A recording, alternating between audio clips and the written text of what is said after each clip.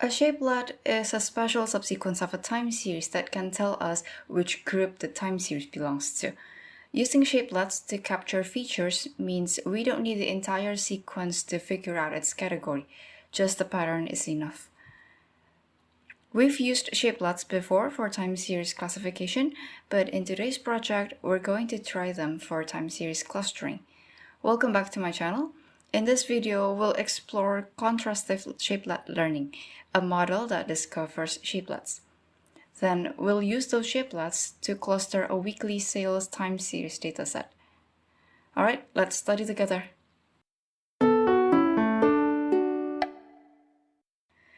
Before we start, let me explain some key terms that will be useful for this video. First up, unsupervised representation learning. Representation learning is a type of model that tries to learn the features that best represent its input data. The goal is to discover useful features, and in our case, those features are shapelets. Once discovered, the features can then be used for other tasks like classification, clustering, anomaly detection, and so on. Unsupervised here means we don't need labels to apply this learning, even if labels are provided. For example, suppose we want to do time series classification and we already have training data with labels. We can ignore the labels and just apply unsupervised representation learning to the training data. The authors of the paper demonstrate this model for classification, and you can check out their reported performance in their paper. Next, shapelets. As I mentioned earlier, we can think of shapelets as the features of our time series.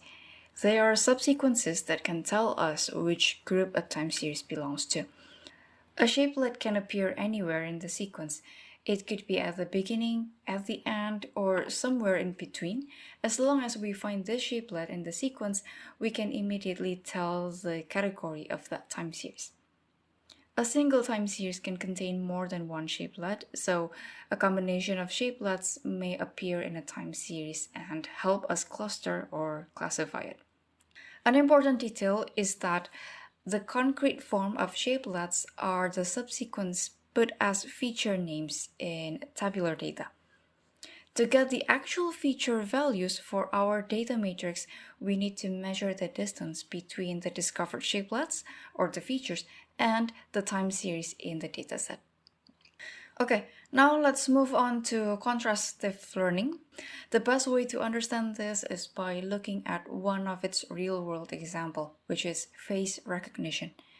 Imagine a company uses face recognition for its attendance system. An employee stands in front of the detector, and if the system recognizes them correctly, that is, matching today's face to the one in the database, and the detector can show the right name, they can enter the building and their attendance is recorded. Contrastive learning always works with pairs of inputs. The goal is to push negative pairs further apart while pulling positive pairs closer together. This brings us to the terms positive and negative pairs. In the attendance example earlier, the pair is the two face images, one taken today and one stored in the company database. A positive pair is a pair of two faces that belong to the same employee. A negative pair is a pair of two different faces. So if the detector shows a different face and different name to the one who's standing in front of the detector, then they are a negative pair. Okay, so the negative pair is two different faces. One belongs to the employee standing in front of the detector and the other to someone else. Lastly, K-Means. This might be familiar to all of us since it's often the first clustering algorithm we learn. K-Means is an iterative algorithm. It repeatedly assigns data points to clusters and then recomputes the cluster centers, or centroids. The process stops when the centroids no longer change or when a maximum number of iterations is reached. In this project, we'll use K-Means to cluster our transformed dataset. Alright, so what exactly are we studying today? Our ultimate goal is to capture features from the dataset. More specifically, we want to find shapelets that represent the data, using contrastive shapelet learning. Okay, so this diagram shows the general framework in just one picture. Contrastive Shapelet Learning, or CSL, uses shapelets as trainable parameters. They are randomly generated, then used to encode the time series dataset. We then calculate the loss on the transformed or encoded data. At each training step, the model tries to produce shapelets that are better than the ones from the previous step. Better here just means shapelets that could help achieving a lower loss. The best shapelets are kept and used later. So how do we calculate the loss? We use the info NCE loss, which is a common loss function in contrastive learning. The input to this loss function is pairs of embedded time series. That's why the framework starts with the augmentation step here. The augmentation creates two versions of the dataset, and then the shapelet transformer, which is here, converts them into datasets of distances between the generated shapelets and the time series. In this diagram, these arrows show how the loss is calculated. The loss has three parts. The first two are fine-grained and coarse-grained contrastive learning. So fine-grained is here. Fine-grained means applying contrastive learning across shapelets or across embedded time series datasets from shapelets of the same scale. So there will be R fine-grained contrastive processes, one for each scale. Coarse-grained means applying contrastive learning across shapelets of all scales together. So this part shows the coarse-grained. And then the third part of the loss is called the multi-scale alignment. This step maximizes the correlation between features that may come from different scales. Finally, these three losses are combined using the formula of LM. M is multi-scale contrastive learning, plus lambda times LA. LAA is the multi-scale alignment. Here, lambda controls the importance of the multi-scale alignment. And that's basically the algorithm. Now, let me add some more details. First, let's talk about creating imitations of the time series inputs. In image classification, we can augment data by rotating an image, shifting it so the object isn't always in the center, or flipping it, just to name a few. There are also augmentation techniques for time series. CSL will use two of these five: jittering, cropping, time warping, quantizing, and pulling. Suppose this is our original sequence. Jittering means adding random noise to the original time series, so it might look like this. Oh, sorry. Like this. Okay, and then cropping, as the name suggests, it means taking a subsequence of the original series. Time warping means stretching or shrinking parts of the sequence. It's similar to warping in dynamic time warping, but here the warping is done against the time axis. The library TSAUG defines exactly how this augmentation works, and I leave a link if you'd like to dive deeper. Now, quantizing is like binning the values of the sequence. Say we set 4 levels like this. Each value in this time series is rounded to the nearest level. So like at this particular point, it's nearest to the third level. Level 1 is the top. Okay, so this particular point is the closest to the third point, so it will be rounded to this level. And so For this particular time series, it might look like this.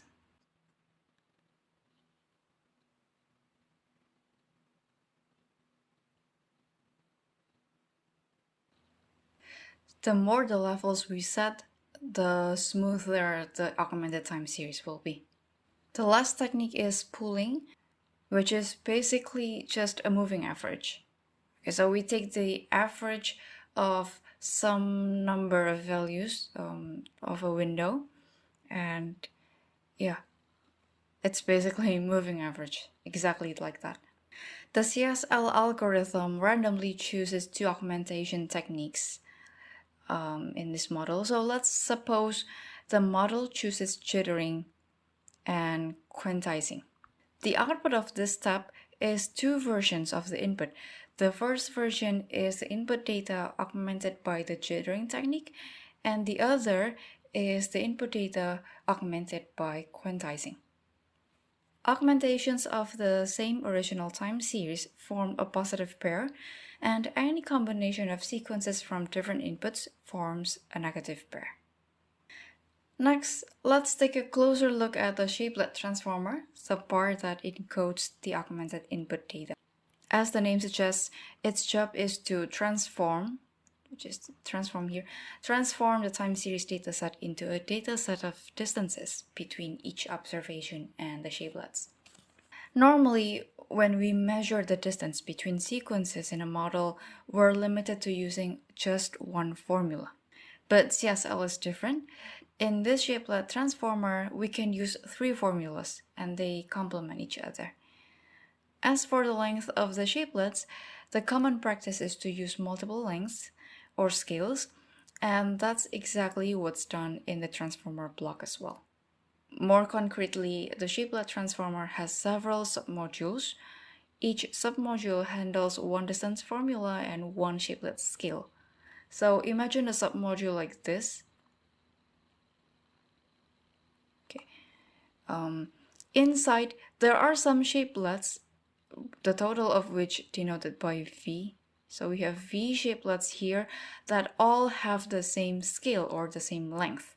The submodule has the function of computing distances using its assigned distance formula. The three formulas are the Euclidean distance, cosine distance, and correlation. Okay, so each submodule will be assigned to one of those three.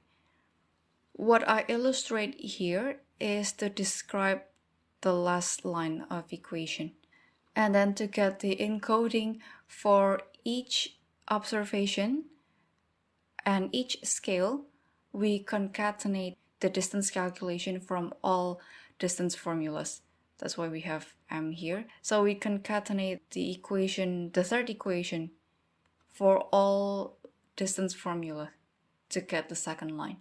Okay, and then if we concatenate all the results from the second line for all scales, we will get the complete embeddings for that observation.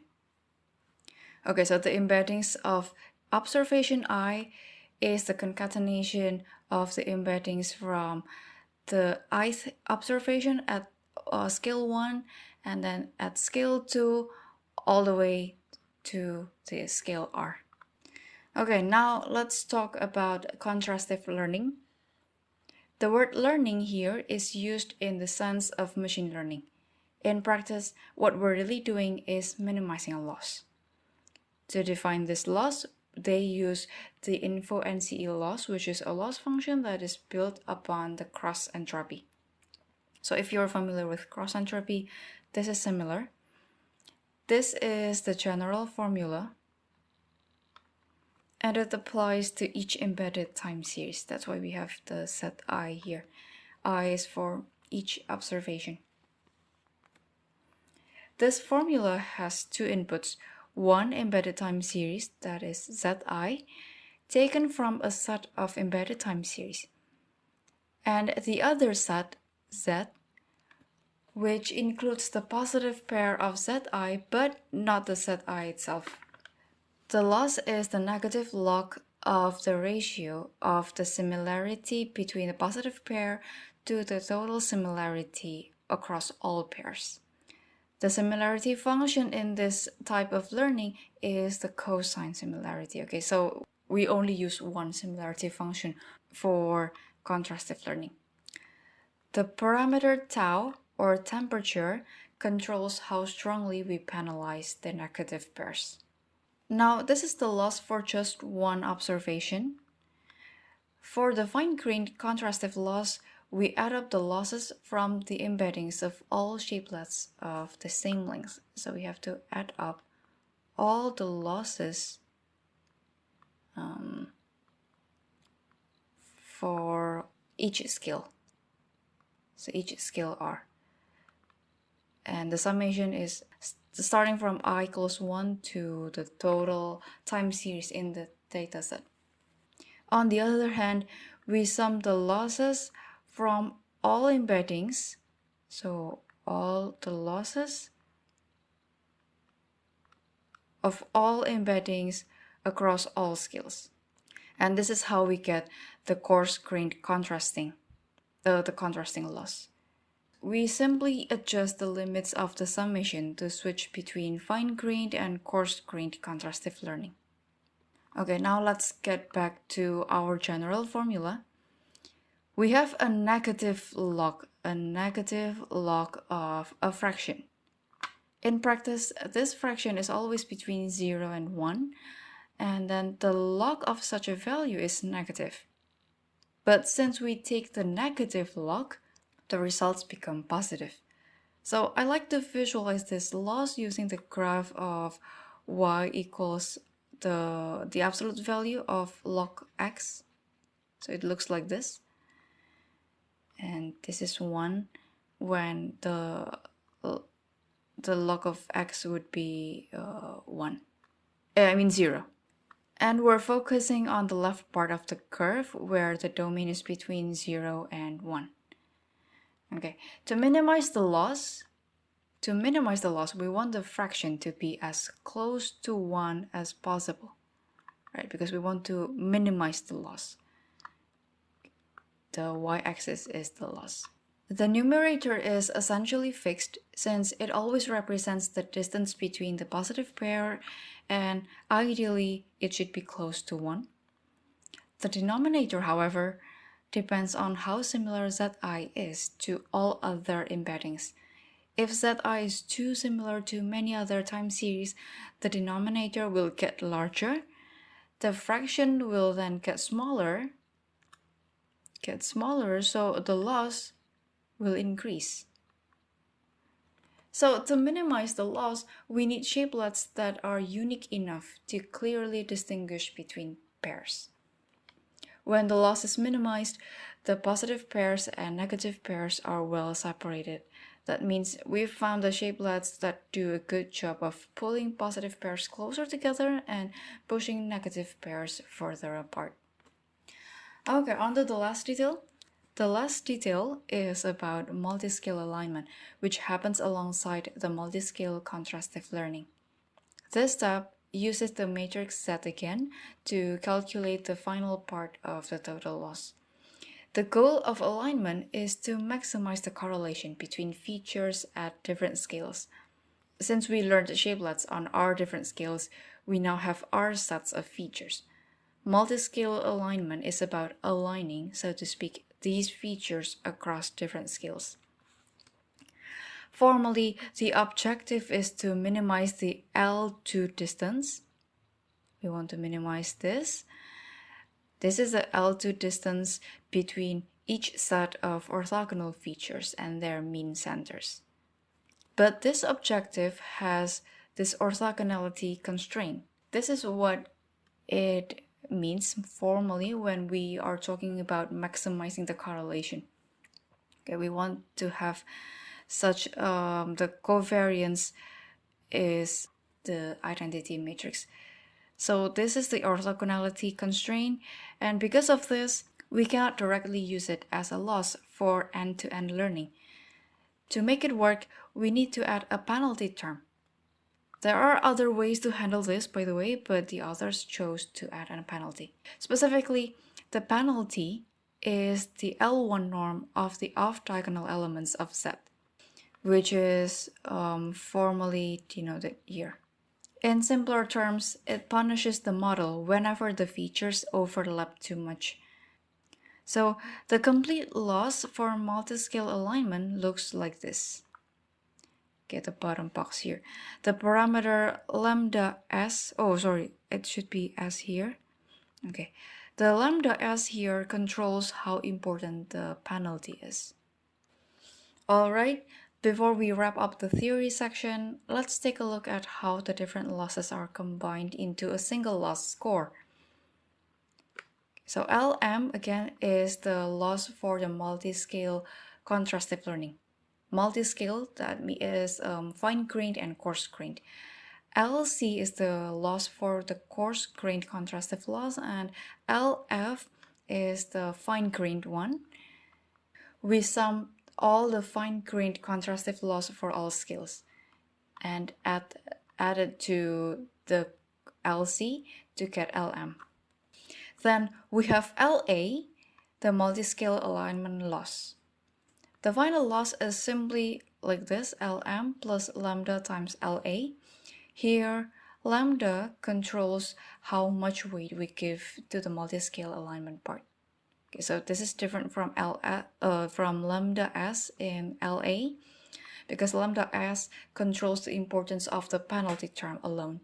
But lambda controls the weight or the importance of the alignment. This overall loss is what we track at every training step. Once training is complete, we can use the learned model to transform our time series dataset into a new dataset, one where each observation is represented by its distances to the discovered shapelets. And that transformed dataset can then be used with any clustering algorithm. Okay, that's all for the theory. Now let's see how this works on a real-world dataset. Alright, now we're in my Google Notebook. Let's dive right in. You'll see here that the model is available on GitHub, so I start by cloning it. Next, in this cell, we need to create a directory called CSL. Otherwise, we won't be able to import the modules later. So make sure to run this cell. And then for the third one here, you don't need to run it unless you want to replicate the exact results from the paper. I will run it even though I won't use it, but yeah. Okay, now for this cell, I clone a repository that is my own repository because I want to import some visualization functions. Okay. Alright, now let's move on and install the necessary libraries and then import them along with a few others we'll need.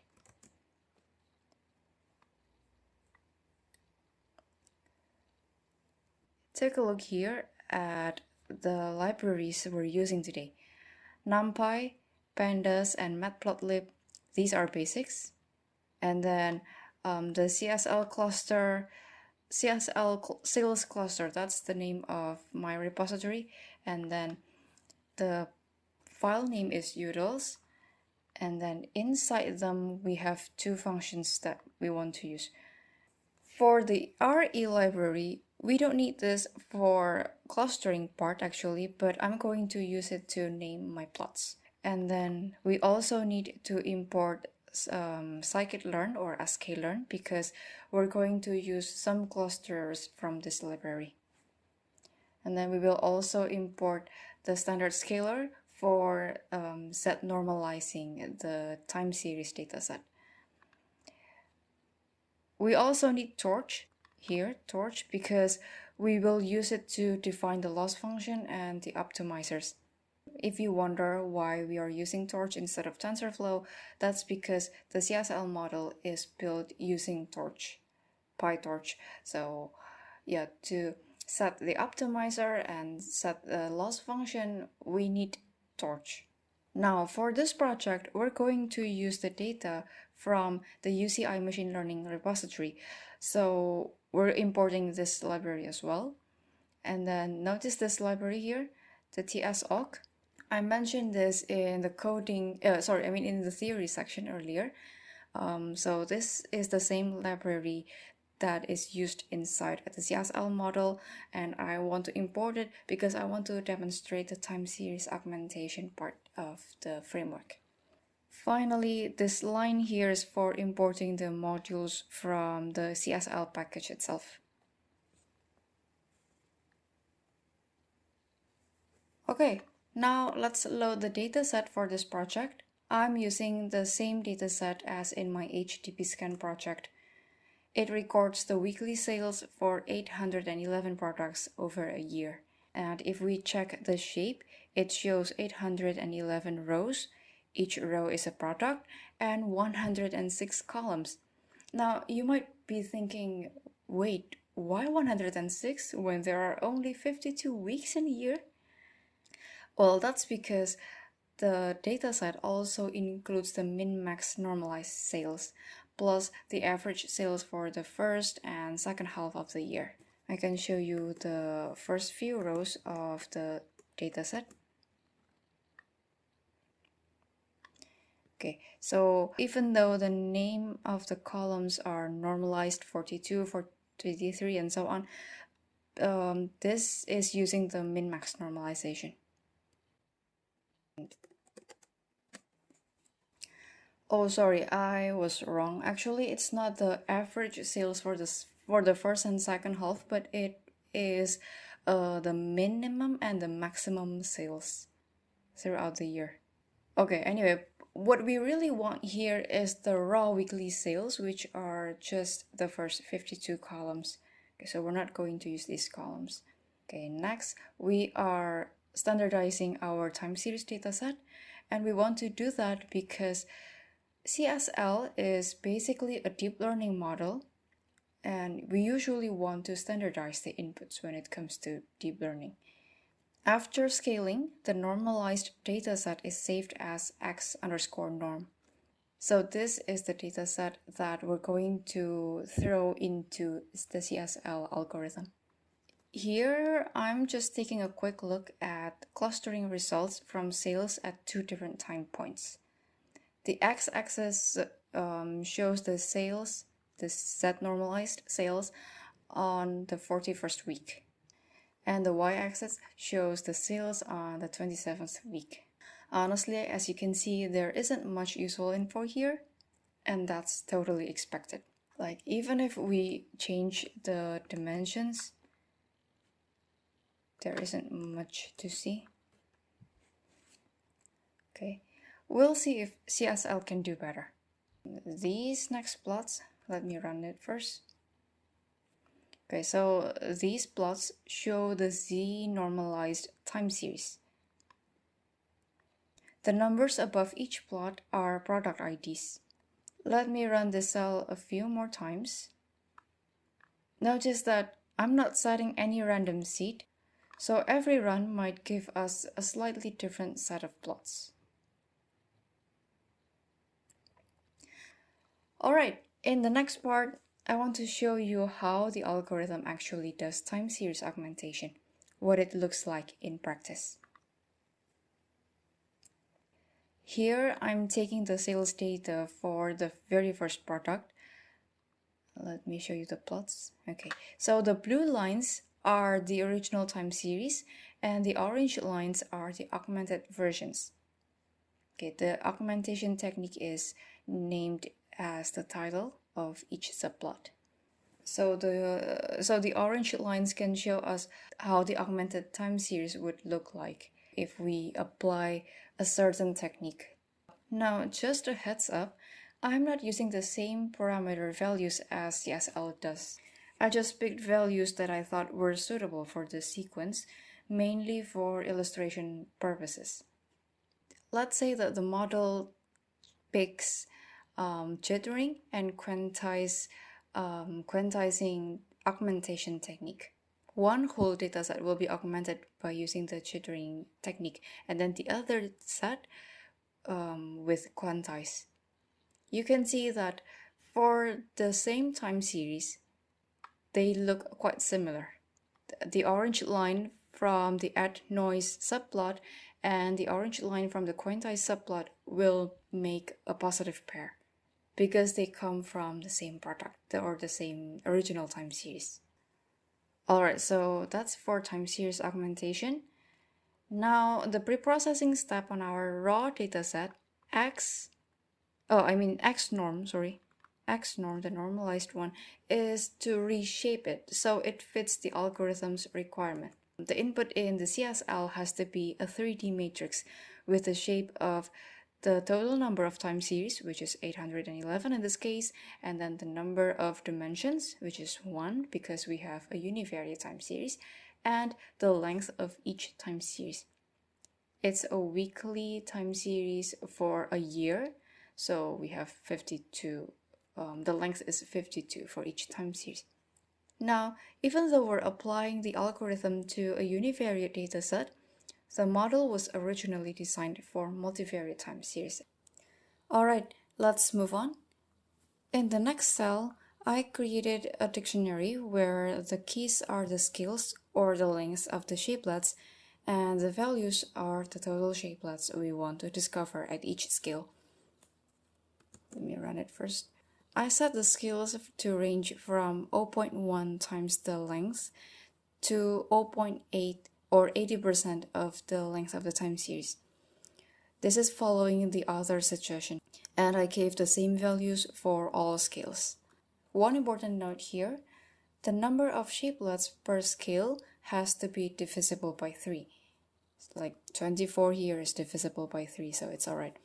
Because the total gets split across the 3 distance formulas. So for example, if we set it to 24, that means each submodule in the shapelet transformer gets 8 shapelets. Remember that each submodule handles 1 distance formula. Now, even though you may already see here at the bottom here that I'm using only 1 formula, I still kept that divisibility rule in mind when picking numbers. Technically, if you use only 1 formula, you can set any number of shapelets. But since I tried a few parameter settings before settling on today's choice, I stuck to numbers divisible by 3. For this dataset, I went with 24 shapelets since that feels enough for short time series like the ones we're working with right now. Alright, now let's move on to the next cell. This part is the implementation part. Just like in sklearn, PyTorch, or TensorFlow, we first need to initialize the model class and then train it. This cell shows the initialization.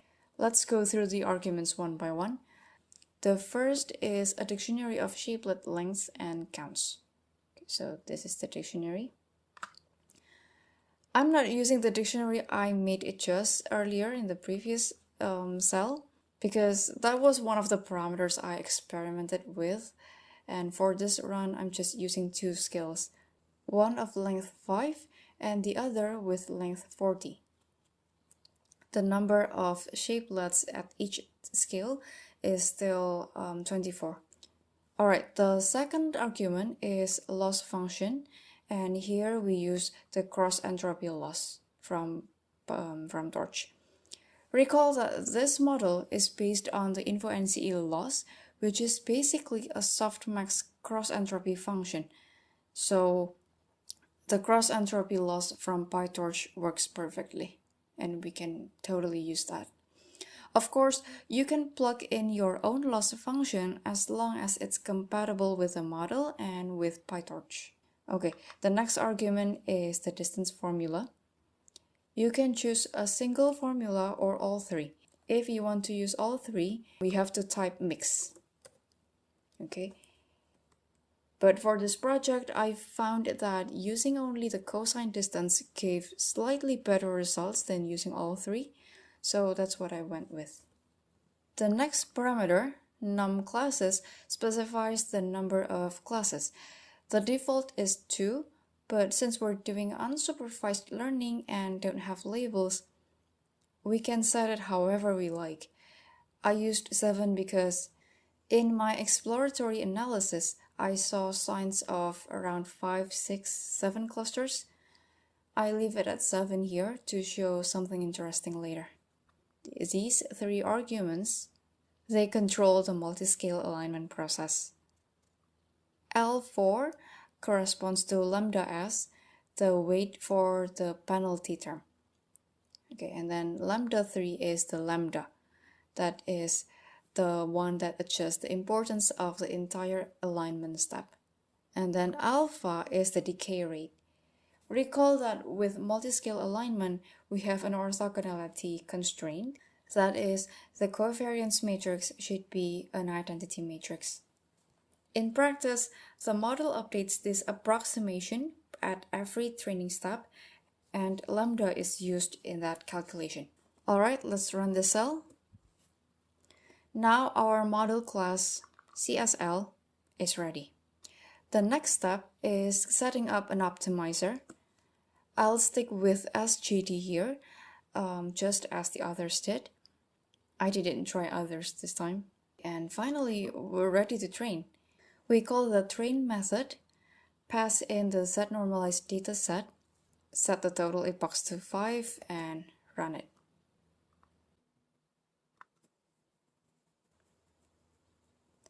After training, we will get a report of losses shown here as a list. The first item, like this, like 15, 13, the first item here is the total loss. And then the third item is the total loss from the first item of the multi-scale alignment step. So that is the covariance approximation part. Okay, and then the fourth item is the soft orthogonality loss, or the penalty term in the multi-scale alignment. The second and fifth values are always 0. Alright, now that the model has finished training, we can use it to transform our raw sales dataset. Well, again, it's not completely raw because we already normalized it, but yeah. We transform it here using the transform method. The transform dataset has 811 rows and 48 columns. 48 because we have the total of 48 shapelets. So 48 features, 24 from the shapelets with length of 5, and the other 24 from the shapelets of scale 40. In this cell, I plot the transform dataset. Remember earlier when we tried making a scatter plot from the raw sales data, it didn't really show us anything. Let me show you again. Okay, I just realized that I actually changed the number to match with the other scatter plot, which actually is not necessary because the numbers or the dimensions represent different things now. In X-norm, the dimensions represent the weeks, the time points, whereas in X-transform or X-norm transform, the columns represent the features or the shapelets. Okay, so before applying the CSL algorithm, we cannot find anything by just plotting the sales like this. But after applying the CSL and transform it, we can now find clusters. It seems like the model has captured some useful shapelets to represent this data. So now we can see it better that it looks like there are roughly 3 clusters. And this is pretty interesting because when I initialized the model, I set the number of classes to 7. But anyway, we find 3 clusters here, and this is quite consistent actually. Let's see if we check with other plots.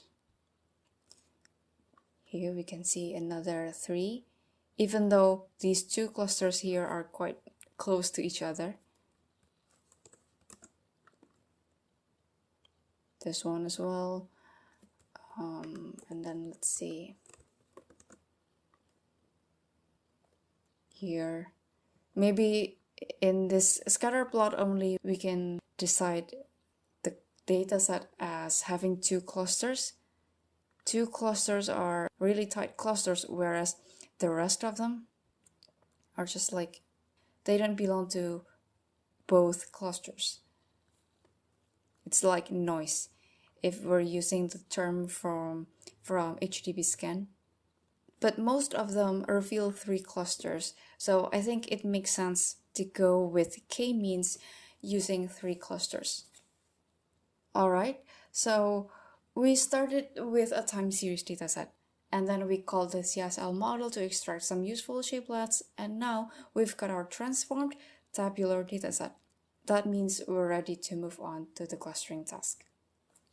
Okay, I mentioned earlier that I'd use K-means, but I'm also throwing in HDBSCAN here, mainly because I had already applied it to the same dataset before, so it'll be fun to compare the results. For K-means, I set the number of clusters to 3 because that's what the scatter plot suggested earlier. HDBSCAN, on the other hand, doesn't require us to set the numbers of clusters ahead of time, which is why I didn't set anything here other than the metric. Once both models are initialized, we just train them on the transformed data, and we can see that as I explain myself, this process has long finished. Now let's run this cell to get the cluster labels and see what they look like. Okay, so what I'm plotting here is plotting the raw time series instead of the normalized ones. I'm plotting the raw, the original. As we can see, we have the X here.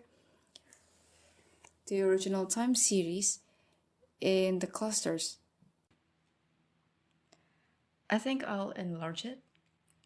Okay, here it is. So from these time plots, we can roughly guess what patterns that are captured by CSL to get these clusters. First of all, it's all about the volatility of the time series or the shape, which is expected because, well, we're talking about shapelets.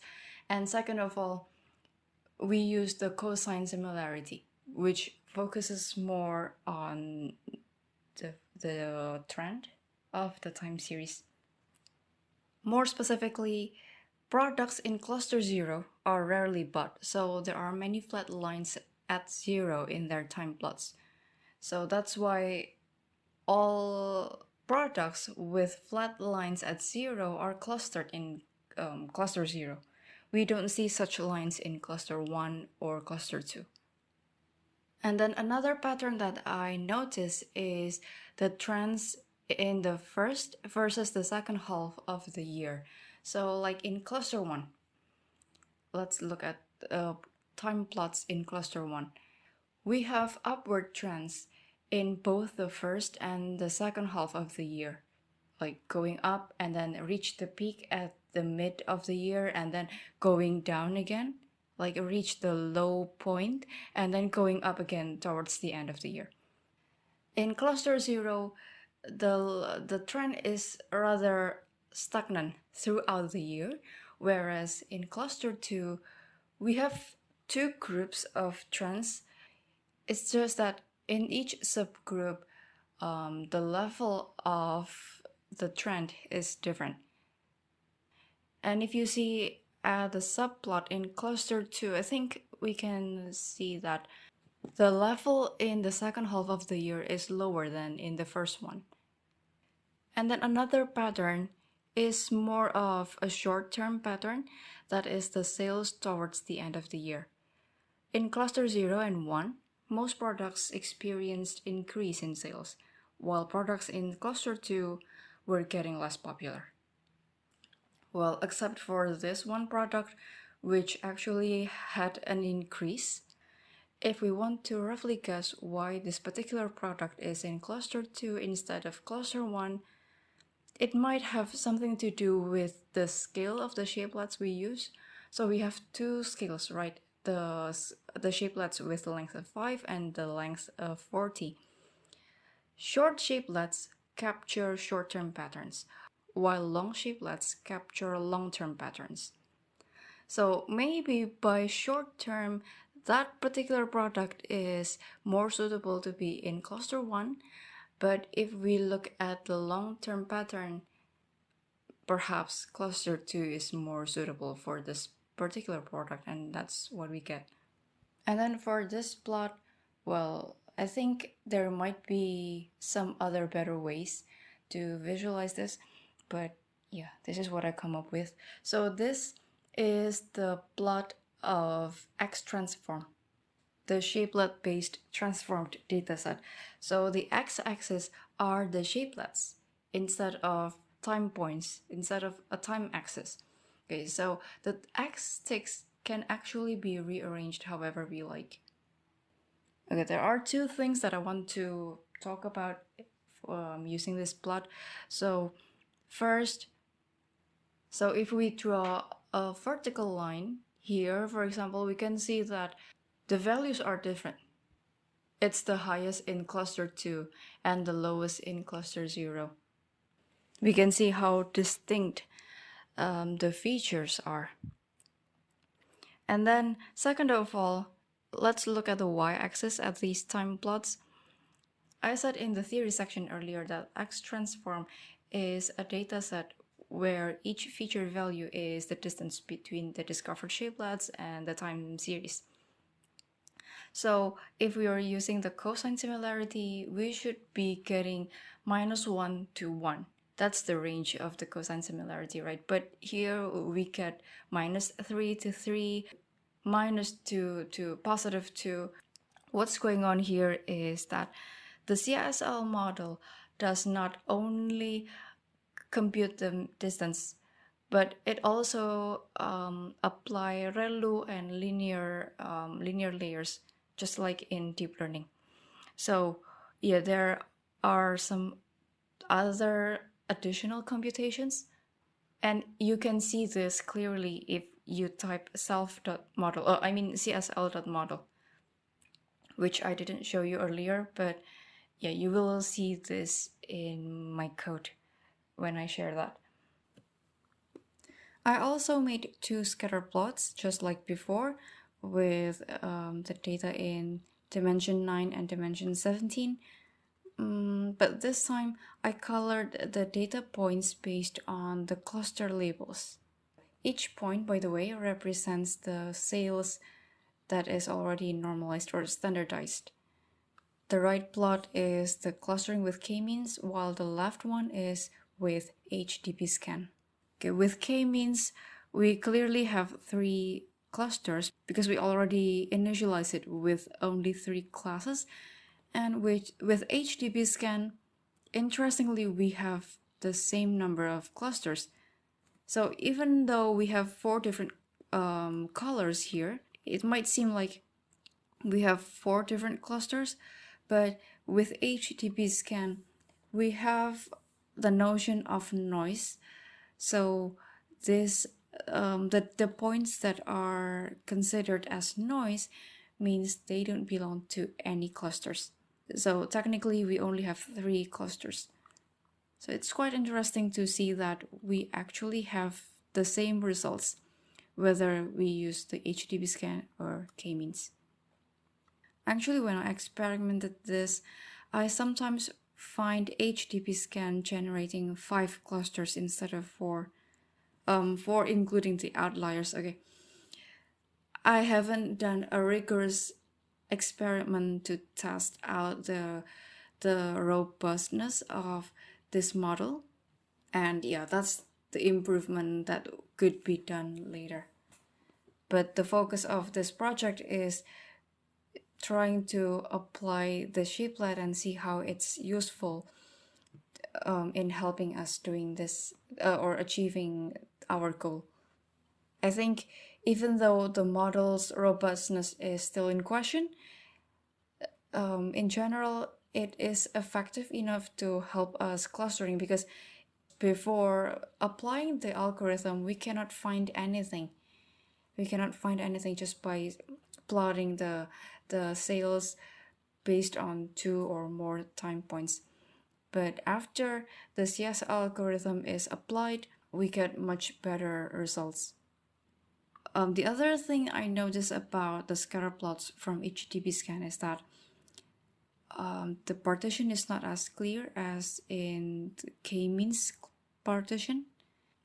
With the scatter plots in the left part, here in the left graph, we can see that almost all purple points are overlapping within the green area. And if you're wondering the label, the exact label for each data point here, the lowest number get the darkest color.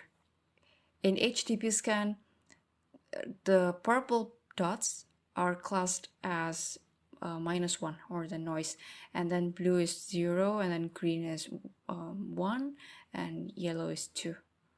Whereas in K-means, the purple area here, they get the label of 0, and then the green or bluish green color here, they are labeled 1, and the yellow is also 2.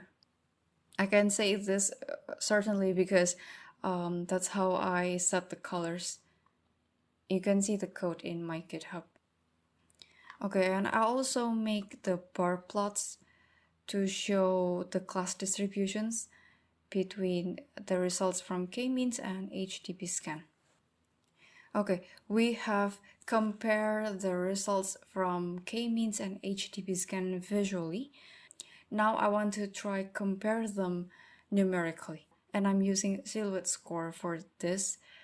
If you notice, we have the check mark here.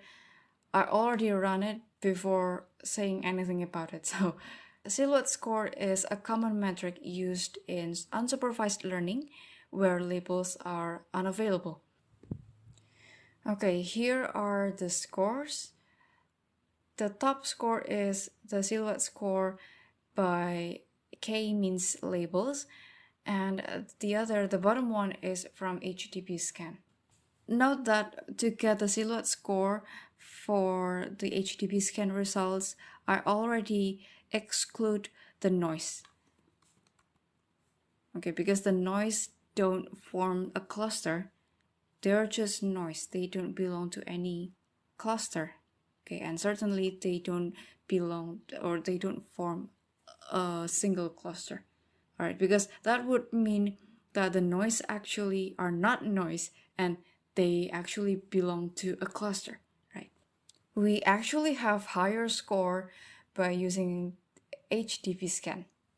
So even though visually K-means seems to produce a cleaner partition, we have a higher silhouette score by using HDBSCAN.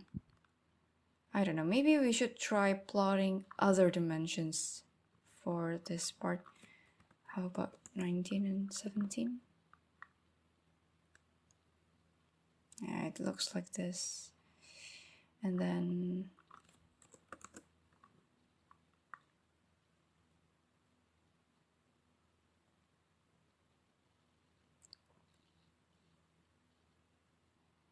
I guess the main highlight of this project is seeing from this scatter plot to this. Okay, that's the main goal of the contrastive shapelet learning. Okay, and with that, we've wrapped up this project. Thank you so much for watching. If you enjoyed this video, or if you are interested in time series analysis or deep learning for time series, please consider subscribing to my channel, Timely Time Series. Alright, that's it for me. I'll see you in the next video. Bye bye.